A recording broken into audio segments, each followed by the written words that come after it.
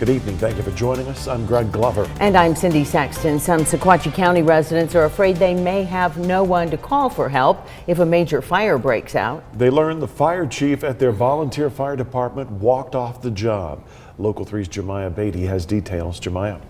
Greg, Cindy, these are posts from the Lone Oak community who took those concerns to social media after learning their fire chief had resigned. We spoke to a resident who feels in the dark about what's happening, so we reached out to the fire station for answers. Everything just seems to be so secretive. Emmy White has a horse farm in the Lone Oak area. She, like many others, learned her volunteer fire department could be in trouble after this post was made with the fire chief's resignation letter. In the letter, the chief cited harassment and retaliation as reasons for leaving her job.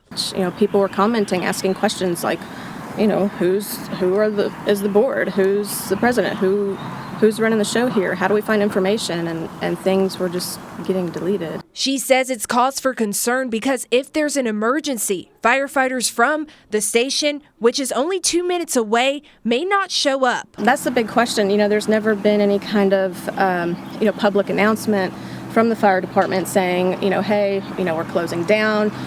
This is who's going to be stepping in. Is it going to be Walden Ridge or Signal Mountain Fire Department? Chris Fisk with the department's board of directors says seeing the chief go was a hard loss for the station where he got his start. Well, it does mean a lot to me because I've been a volunteer firefighter for 18 years. He blames the high turnover on local politics. Before the chief resigned last week, they had lost a number of volunteers over the last 6 months. Certified firefighters, EMRs, driver pump operators. He says someone has stepped in to fill the former chief's position. He also says the fire department is capable of handling calls in the area, and if an emergency requires more help, other fire agencies are on standby. His message to those worried. This fire department is operational and functional, and we are doing our job to the best of our abilities to focus on the best interest of the community.